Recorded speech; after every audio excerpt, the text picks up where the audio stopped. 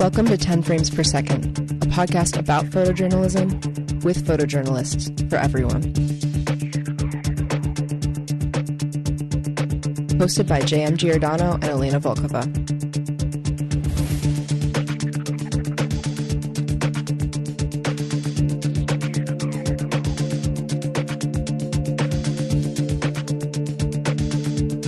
Welcome back to 10 Frames Per Second with my co-host Elena Volkova, a photojournalism professor from Stevenson University. And this week we have SHAN. She's a photographer and activist from East Baltimore whose work focuses on identities, experiences, and beauty within the Black community. In her latest project, Blacks and Blues, SHAN photographs the neighborhood she grew up in, telling the story of a home with stoic grace. Hey, how you doing? Welcome, SHAN. Welcome. You're our first guest. That's exciting. That's very exciting. I know. Do you want to, before we get into the amazing photography, which we have to throw a little shout out that somebody on this panel was named City Paper's best photographer this year. Yeah. It wasn't me because I worked there, and it was you a can't blessing. be a best photographer. No, I'm not. Oh no, no. I've won for mediocrity, which is good. Best just okay. So SHAN, before we get into a lot of your work here, do you want to go into a little bit of your background, how you started, where you're from, what you shoot with? Yeah. I'm from East Baltimore, raised by my grandparents. They gave me my first camera. I used to record me and my cat playing fetch, and that's how it started. I enjoyed it so much, and they didn't know how to use cameras, so they looked to me to help them out, and I just loved it from then. I did it on and off. I started back up when I met one of my friends, Storm, and he made me feel really good about it. He made me, feel confident behind the camera, because when I was growing up, we didn't have cameras, and if you did, you were a geek and they make fun of you. So I've been doing it on and off, and I've been enjoying it. I started really doing it more and more within the last few years. I used to work at SiriusXM, and I used to do a lot of their photography. And then once the whole Freddie Gray thing happened, I was like, yeah, I got to do something about this. I have to make a positive impact on society, and I think my way of doing that is photography. But I started off as a kid, very young. I want to say like 5. What was your first camera? I know that I had an old ass Polaroid camera, and you had to shake the Polaroids. But I heard that you're not supposed to do that. I heard that you're not supposed to shake the Polaroids, but I don't know. So I had a Polaroid, and then we had this really big ass digital camera. I don't even remember. I want to say that it was like Kodak or something, but it was so long ago, and the camera was huge. But I enjoyed playing fetch with my cat, and that was something that I needed to record. Cool. What do you use now? I use a Sony, a mirrorless Sony. I can't even remember the name of it. I want to say an A7. That's what I use, and I use a Canon 60D, and yeah, they get the job done for me. That's cool. Have you ever shot film? Do you ever venture out of digital? Yeah, I've shot film a little bit in college when I went to Bowie. I took a photography class during the summertime, and we started shooting film and developing film, and that was really interesting because that was really new for me. Mm-hmm. I shot film when I was much, much younger, and me and my granddad kind of like played around with it, but I didn't really understand it as much. But when I got to college, I was able to have some time with my teacher, and she kind of took us from the bottom on up, because she had people in the class who weren't photographers and who weren't serious about photography. So she definitely took us through the steps to film. So I did it for like a summer. Mm-hmm. Yeah, for sure. I enjoy film. It's pretty cool. That's cool. And how old are you? You made a comment that made me age about 20 years. So how old are you, SHAN? I am 25 years old, and I'm a Taurus. All right. That's important. No. I'm a Libra. So I'm an early Taurus too, so I'm like a little bit Aries as well. Taurus starts at April 20th. My birthday is April 25th. Just a little bit about Taurians. We're hard-headed. We like to work. We like money. We are the most attractive sign. The signs always have like that one fact. We're the most attractive. I'm not saying I'm not attractive, but I'm just saying that us as Taurians. You're okay. Oh, thank you. Us as Taurians. This is where the guy just sits out. Okay, I'm going to let Elena answer that one. Us as Taurians, we're attractive, we're hard-headed, We're bulls, so we're like we don't take too much shit, and we're earth signs too, so we're pretty mellow people. We're pretty good people. Yeah. So how does that carry over into your photography? How do you think? I just go hard all day, every day. I think that it helps me be grounded, and it helps me kind of use that like force that I have. Like Tarians, we have a lot of force because we're bulls. So, and I think that definitely helps me like navigate outside in the world for sure. That's cool. Well, you want to go into a little bit of the photographs? I mean, Elena's pulled some things up, which you can see on our website after the show. So I'm going to hand it over to Elena for a second as we go through some of Shan's work. So the project that you are currently working on is titled Blacks and Blues. Mm-hmm. And I would like to start with looking at this image from Lexington Market of a woman behind the counter. She's looking back at us with a sense of dignity and pride, and she's surrounded by all these different products and things that you can find in the market. Tell us about this image. So I don't really title things, but so I go to Lexington Market a lot. It's like one of my favorite places to go. It makes me feel like I'm at home. My mom used to take me there when I was younger. Like we used to go every day and get corned beef sandwiches, pretzels, pizza. So I'm very familiar with the place, and my mom is no longer with me. A lot of my family is no longer with me, so I revisit these places to, have a sense of home. And so this particular day, I just got my Sony camera, so I didn't even know how to use it for real. And I was just around just taking pictures, and this guy had asked me to take a picture of him, and I'm like, cool. I took a picture, and then I saw her looking, and I was like, you want to have your picture taken? And she was like, no. And I was like, I know that you at work, but I think that this could be a great image. I would love to take a photo of you, and I can even give you a copy. And she was just like, all right, cool. And I took a photo. This photo just kind of represents me and how I feel. And I look for home in a lot of people in a lot of places. And this image actually reminds me of my mom. And they don't even look alike, but the fact that this woman is at Lexington Market and she's a black woman, it just reminds me of my mom. My mom is a black woman, and we used to go to Lexington Market all the time. And I just like to show my appreciation to the people in Lexington Market, because I go there on Saturdays and I take photos of the people there, and they have like a lot of performances and like different things happening. So Lexington Market is like a really, really, really special place to me. Do you visit the people and give them the images? Yes. I didn't give her a copy because she didn't have a smartphone, but I told her if I was to see her again, I would get her information and try to print it out for her, because that's one of the things I like to do. But the guy that I took a photo of, I gave him a copy. But I showed her the picture, and she really, really liked the picture, and she was surprised, like, wow, I actually look good. And I'm like, you look great, like you should have your picture taken more often. And just that small connection that her and I had, I remember all the time, because this is one of my favorite pictures, and I always refer to it when I'm trying to think about my mom or when I'm trying to go down memory lane. And so, I really like this picture, and she liked the picture too, and that made me feel good. And the picture's just very special because Lexington Market is just so special, and we don't really take a look in these areas that people work in. You have the Korean people who sell the fruit, you have the people who make the breakfast, and you just kind of just look at the menus, you look at them, and you look at a little bit where the food is, but you don't really get to analyze what's actually in that area. We have the chips, we have the phone, we have the sink.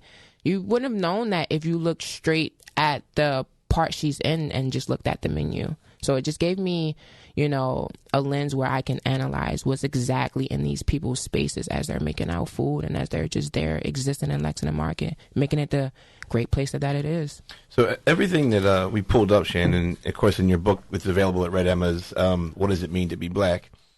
It's all black and white photography. And I noticed, and I'm gonna coin a term. I'm gonna coin the term the uprising generation. Because I look at your work, I look at Devin Allen's work, I look at Freeze's work, I look at Reggie's work, Reginald Thomas, who's the City Paper photographer. The homie. Yeah, and it seems like this particular era, everyone's gravitating towards black and white. Do you want to talk about that? So I shot a lot of black and white when I first started doing photography, really, really big. So like in early, I want to say like 2014.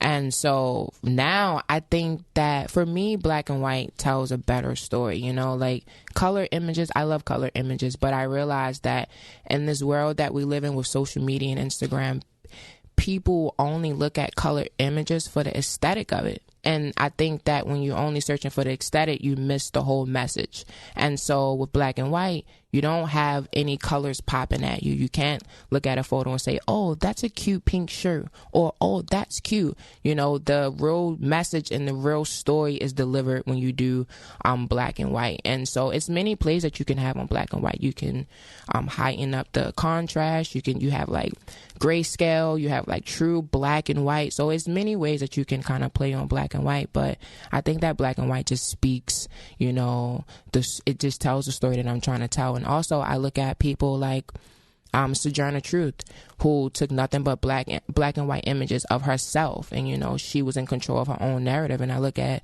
W.E. Du Bois and nothing but black and white images. So I'm just trying to like continue the legacy that they were doing. I take a lot of my like pointers and I look at their work so much, and I'm like, yes, black and white is what I should definitely do. I mean, I do both, but black and white is more so like what comes from the heart and what comes from me. Some people may argue that we don't see in black and white. So black and white images look more artistic and kind of one step removed from reality. What do you think of that? I don't believe that, you know, and I think it's me as a photographer. I hate when people look at color images and say, oh, that's cute. The photo isn't meant to be like cute or like aesthetically pleasing. It's meant to tell a story. And I think that when you remove color from an image, people don't worry about the aesthetic. They don't even think about the aesthetic at all. They just look and say, oh, and they digest the picture. I think that the colors are just a little distraction from the true message. And I don't want people to miss the message. The message is the most important part. And so the colors, if you need a color photo, I'll fucking give you one, you know, like, here, take a color photo. But like, I think that black and white just helps you. I think black and white is timeless, because we look at black and white images of Gordon Parks or Roy D. Carrara, and we look at these people's images, and they honestly could be images that are taken yesterday. You know, like you don't have a sense of time in black and white images, and that's what I really like about that. It's interesting you brought up Gordon Parks, because now his color images are starting to creep out into the public. I don't know if you noticed that, but I think he may have thought the same way, because you didn't really see Gordon's color work until in the past 5 years. I mean, I think mainstream. I mean, they were there, but mainstream. And it's interesting you brought him up, because now he's exclusively shot in black and white, and now the color stuff is starting to come out, because I don't think that's what he wanted the public to see. Yeah, which is interesting. Do you do a lot of self portraits?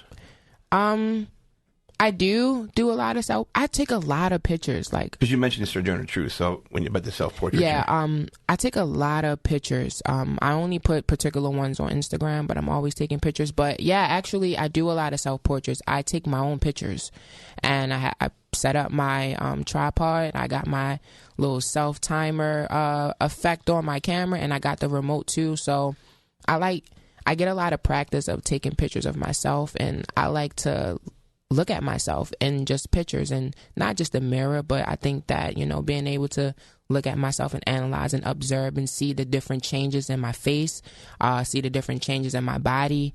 Self-portraits are really important. So I do them here and there. I haven't done it in a while, but I do self-portraits for sure. Shan, you mentioned the word timelessness in some of the images that you're referring to in terms of black and white, and we're looking at some of your photos from your series Blacks and Blues, and first thing that was really striking is the sense of timelessness. Yeah, it's like a time capsule. I'm looking here at the image of a semi-abandoned building with a basketball hoop that may look like it's from the 80s or 70s. Yeah. And I'm looking here as the image of, looks like a grandma watching. That's one of my favorite ones. A sleeping baby. Could you tell us about this work in the context of your ideas for this project, Blacks and Blues? So Blacks and Blues, it's pretty simple. So blacks represent the subjects: black people, black culture, black life, black infrastructure, everything black. And the blues represent the color images, but also the blues that we face as black people.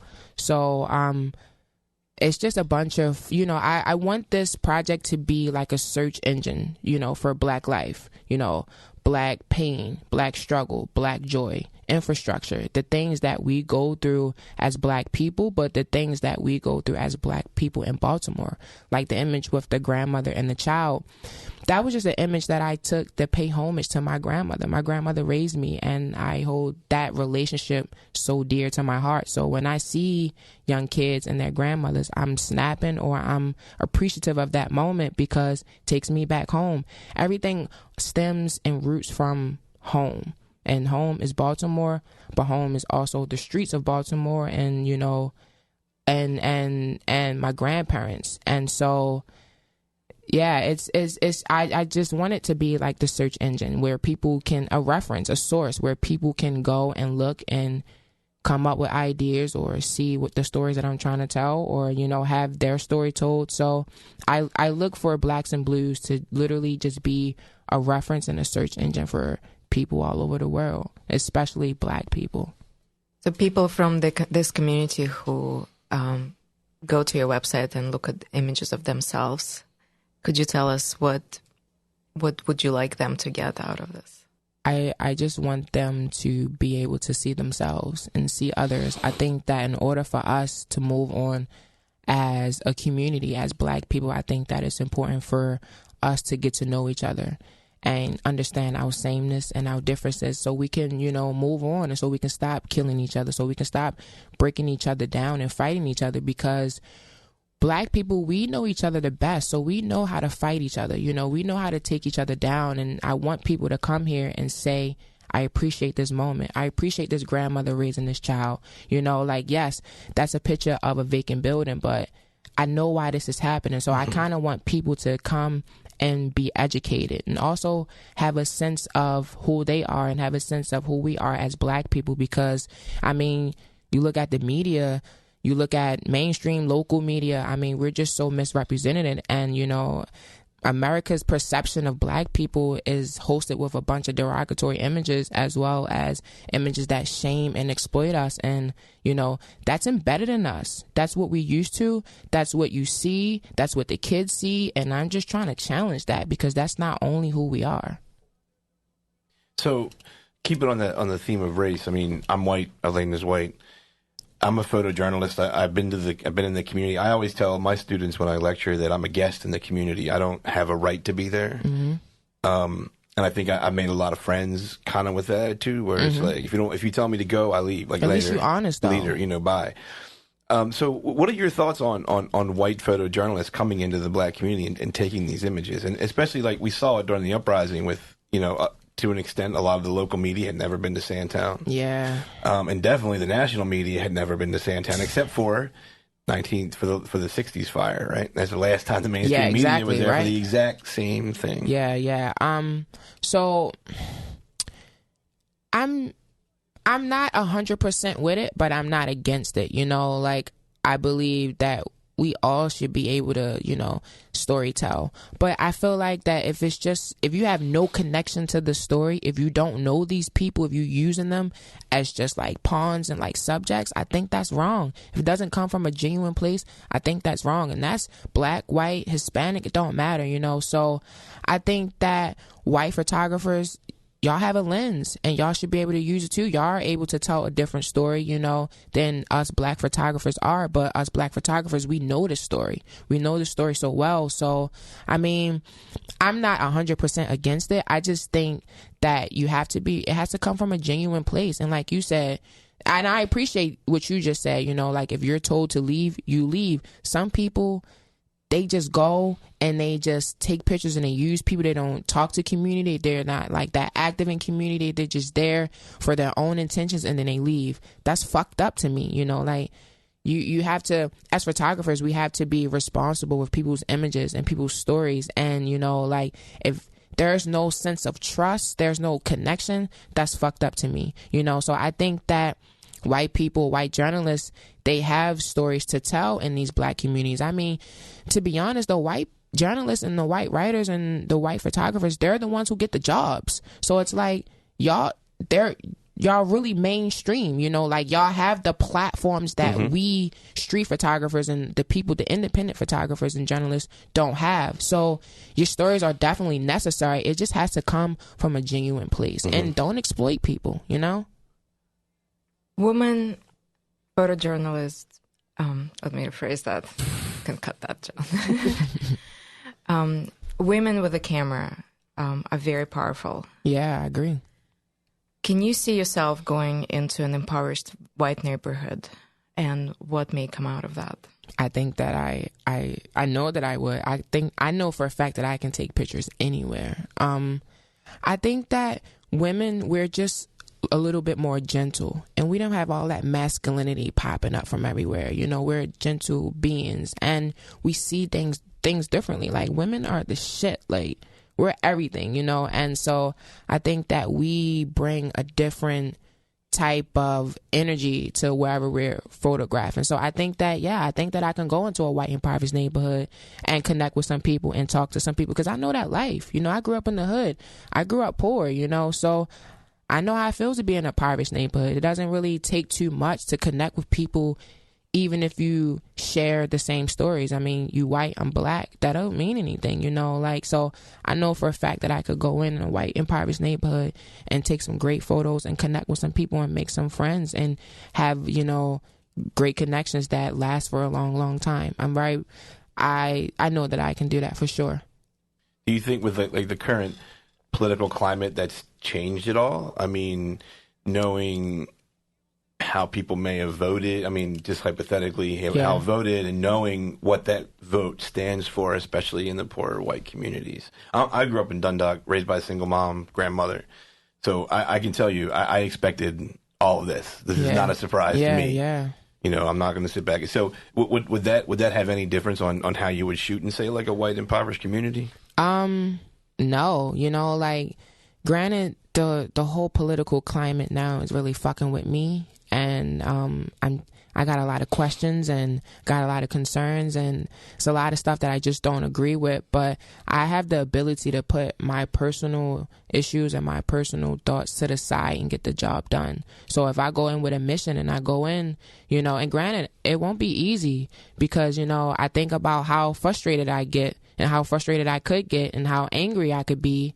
And so I know that my emotions will play a part in my existence in this white impoverished neighborhood. But at the same time, I know that if I come up with a plan and I come up with a mission, and I think that I think that I'll be okay, and I think that I'll be able to navigate in that community very well without, you know, bringing my personal dealings to photography into that moment. And, you know, like, once I get the camera in my hand, I become a monster, you know? So yeah, so I think that I would do just fine, to be honest. And I think that I wouldn't allow my personal dealings to play a part in what I'm trying to do as far as photography in that community at that moment. So, you know, but when I leave, I'm probably be flipping shit and cussing people out and sending text messages and wilding out and going on a rant on tweet and Facebook and all of that shit. But I'm very aware of what's going on around me. So, you know, I'm able to separate the two. So you realize you just talked yourself into an assignment from City Paper, right? Yeah, that's where I'm going with this. I'm down.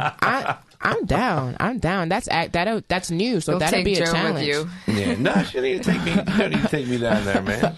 Be texting Joe like, well, this lady just said this. What does that mean? I'll text back, talk about NASCAR. They love that. Talk about NASCAR and pumpkin spice lattes. Yeah, just say pumpkin spice lattes has helped me in a lot of conversations with white people, for sure. Yeah, that's so sad. That's just sad. Yeah, our producer's telling us to move this along. So go ahead, Elena.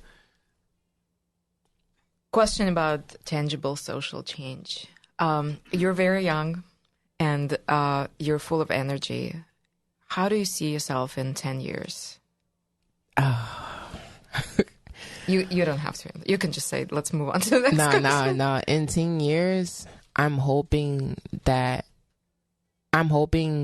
That's actually a good question, because I don't think that I've ever thought about me in 10 years, but I'm hoping that I've at least published some books. I'm hoping that I've won more awards, but I'm hoping more so, I mean, you know, the books and the awards and everything, that's pretty good, but I'm hoping that I have, you know, created some type of like shift in the culture. And even if it's just Black culture, even if it's just Baltimore, I'm hoping that I've made some type of like change, and I've contributed to better days and better times, and I've contributed to education. And so I'm hoping in 10 years, I've taken great photographs that are timeless and that people enjoy. And I'm hoping that, you know, I still want to do photography, because sometimes it gets hard. You know, sometimes it's hard to do all the time, looking in that lens and seeing certain things and having to come to means like, yes, this type of shit happens, you know, like going out and seeing kids holding signs saying my life matters. That's hard sometimes, because it's like these kids, they don't even have a chance to be a kid. And so in 10 years, I'm hoping that I've like wrote some books. I'm hoping that all my friends are on and they doing the things that they need to do. And I'm hoping that I just contribute to, you know, better times, you know. Yeah, really quick, just back, you said awards. Which ones do you apply for? I'm just curious. Have you put anything out there yet? No, I'm starting to, because at one point I was just trying to take as many pictures as possible. I believe in having bodies of work. And so I've been doing that so much. And so just recently I sat down and said, all right, Shan, you need to put these images somewhere. You need to apply for grants. You need to do certain things that can get you these awards, that can get you these platforms. So just recently I've slowed down and said, all right, cool. It's time to apply to some stuff. It's time to, you know, take a break and actually get the work out there, because I keep producing all this work. I mean, it has to go in more places than my website and Instagram, you know. So I just started slowing down so I can actually do that. Cool. We'll put together a list for the website of awards too. That would be great. We have a question about photojournalism in general. Sometimes photojournalists are accused of capitalizing on the pain of others. In your opinion, how does a photojournalist portray suffering without being a voyeur? Honestly, I think that it is about who it comes from. You know, like if it just has to come from a genuine place. You just can't be this like fucking redneck that's just going and taking pictures of people. It's like, yo, what are you doing? You know, like, so yes, skin color plays a part, but I think that if it just comes from a genuine place, then I think that it'll be all right. But also, I believe in adding some type of social commentary too, even if it's just a caption, even if it's just some type of like blurb or something that is accompanied with the picture. I think that that will help, because that will also give the readers and the audience a lens like, hey, this is what it said. Okay, he's obviously not trying to exploit people. He's obviously trying to get a story across. So, and I mean, in so many cases that happens, and it's unfortunate, but it's the way shit goes. But I think I wholeheartedly think that if it comes from a good place and you put that energy, I'm big on energy. You put that energy out there, you know, along with the picture, and you put that energy out there with the people you're trying to show the picture to, I think that you will be okay. So, how would you respond to, say, the New York Times sending you to, like, Chiapas or a place that you've never been to before? How would you carry that philosophy over in your work in like, a foreign country?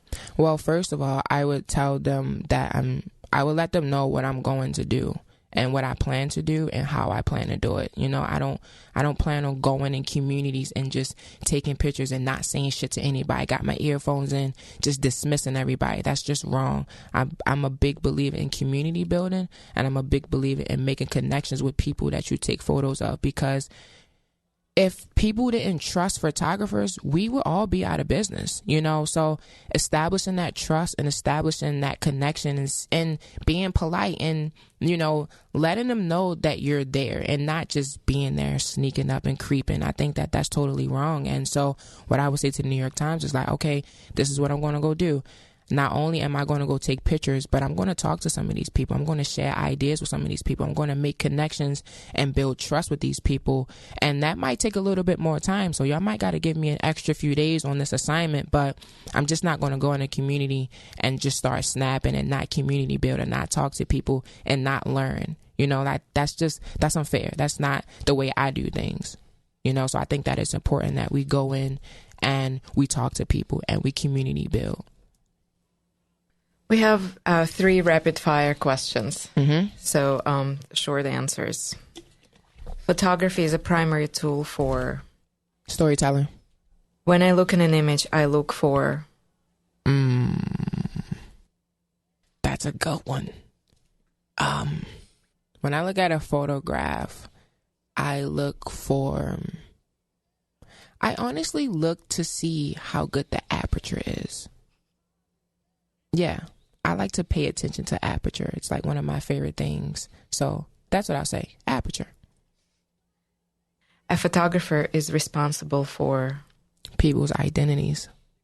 In context of your answer, can I ask, what does it mean to be Black? I have a new definition every day. Today's definition is to be resilient. You know, like I'm looking at all these videos and Trump is in office and all this crazy shit is happening, and I really don't know the fate of Black people. I don't know the fate of myself, you know, and so it's to be resilient, to fight back, you know, to remain strong and to, you know, fight back, and not physically, but fight back with your mental and be in touch with your ancestors. So what does it mean to be Black? Being Black means to be resilient. But tomorrow I'll probably have a different answer, so you should ask me tomorrow too. Well, we're definitely going to have you back on. So thanks a lot, Shan, Thank you for coming the opportunity. Coming on the show. What's that on? Oh, yeah. So are you, okay, so we're going to end our shows with what are you reading? Or you have any recommendations for the listeners out there? Right now, I am finishing up Black Power by Stokely Carmichael. I just bought Invisible Man from Red Emma's by Gordon Parks and someone else. I'm excited to read that. And I get a lot of like inspiration from like Fader magazines. Like they always have really, really, really nice pictures. So I'm just finished up Black Power. I'm about to start Invisible Man, and then after that I'm going to read Asada, and I'm getting my local like Time magazines as well as the Fader. And it's another magazine that I like that comes out a few times a year. It's called Adbusters. Adbusters. Mm-hmm. Yeah. I read them a lot. I try to, I haven't subscribed, but I usually go to Barnes and Nobles and get it. That's really been really good. So if y'all can go pick that up. Yeah, that's good information for me. That's cool. All right, Shan. Well, thanks very much. Thank you. And Shan's work is available over at Red Emma's. It's What Does It Mean to Be Black? It's her first book. And I have my signed copy. And I have some... right here in the studio with me. And I have some pictures up, too. And they're coming down on December 10th. So we have an event, a closing event at Red Emma's. December 10th at 7:30. It's, I want to say maybe like the first or second Friday in December. Not sure, but we just planned it. So, yeah, check the pictures out. Check the zine out. Check the work out. I love feedback and... how people feel. So yeah, I love critique, so come holler at me. Before we go, why don't you give us how to reach out to you, Instagram or website? What's the best way? Yeah, so my website is blacksandblues.com. My Instagram is @_Yoshan, YOSHANN. Same thing with Twitter. Facebook I don't really use that much, but I'm Shannon Lowell Wallace on Facebook. Yeah, and my email and everything is on the website. So if you want to directly talk to me, hit my email up. It's byoshan@gmail.com. All right, man. Thanks, Shan. Be safe. Thank you, Shan. Thank you.